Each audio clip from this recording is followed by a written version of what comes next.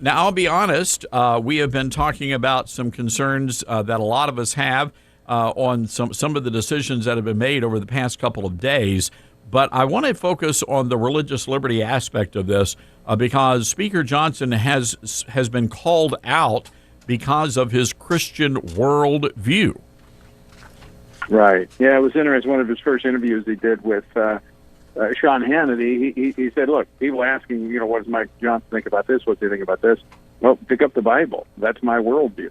And, that was shocking. Well, that's actually the worldview that this country was established on. If you go back to John Adams, who said, our Constitution was made for a moral and a religious people. It is wholly inadequate for the government and any other. So, that has been the predominant mindset of those that have led our country up until, probably 50, 60 years ago. So shouldn't be shocking, but it is, because so few will be so straightforward in answering those questions. And it's because of the attacks. People are afraid to be attacked by the media, but not Mike. He's very comfortable in his skin, put it that way. At the same time, and we just had the chairman of the House Freedom Caucus on, Scott Perry, also Matt Rosendale, Andy Biggs yesterday, and a lot of these guys are concerned. They believe that Speaker Johnson could be one of the greatest speakers in the history of our country, and yet the concern is the continuing resolution, some of the promises that were made that have not yet been fulfilled, and we understand it's early in the process. Is he aware? I know you guys are really good friends. Is he aware of the concerns coming from his fellow conservatives out there? Yeah, he and I had a lengthy conversation last night. He's listening, and in fact, listening more than any other speaker we've had in modern times, where he went around the conference and said, hey, what do you think is the best way forward? He listened to everyone. Now, you have to realize the table was pretty much set for him when he was elevated to speaker. The clock was already ticking. They had wasted 3 weeks when they vacated the chair on getting the appropriations bills through. So he's very much aware that when they come back and they begin or continue the appropriations, that the fights are coming. Now, here's the good news is about, they've got about 75, three-quarters of the government is being funded through these appropriations bills that have passed through the House. Now, when we get to January and February, we're going to be fighting over some of the most significant from a standpoint of policy, and the threat of the government shutdown, the left holding that over their heads, is not going to be significant. So they're ready. The thing about fighting a battle, whatever kind of battle it is, you want to get the most favorable terrain. This week was not it.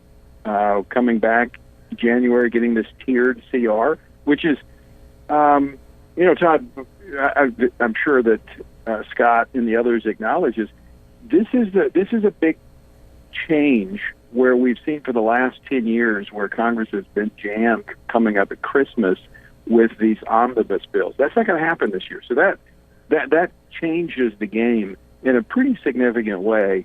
I'm optimistic that in January we're going to see those fights that the Freedom Caucus guys were talking about. Good. And yes, and as a matter of fact, Scott did mention in our conversation the omnibus not being a factor, and that's good news. And again, we want the speaker to be successful, and we want him to succeed.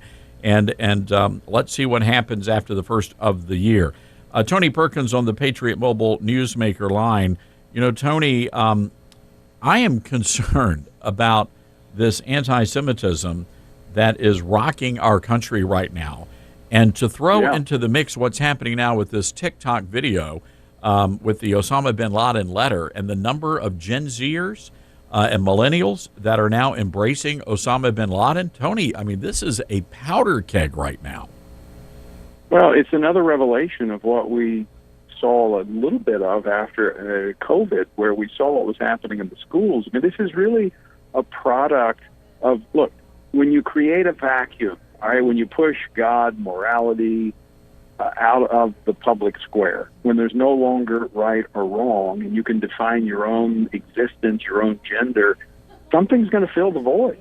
And that's what we see happening. And you're very right to be concerned about this, because historically, anti-Semitism, and when I was chairing the U.S. Commission on International Religious Freedom, our focus obviously is overseas, but we were watching this and held hearings on what was happening in Western Europe with this rise of anti-Semitism just a couple of years ago.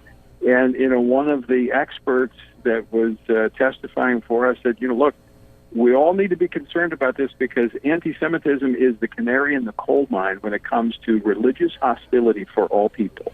And Todd, Christians will be next in this country. It's already happening, but it will intensify if Christians don't stand up and say, hey, enough of this. Yeah, look, and I appreciate the big dollar donors pulling their money out of some of these big Ivy League schools, and which needed to be done.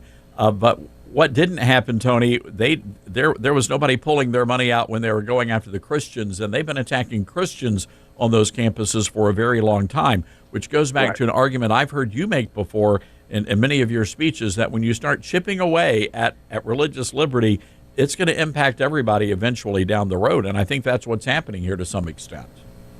But this is going to accelerate it.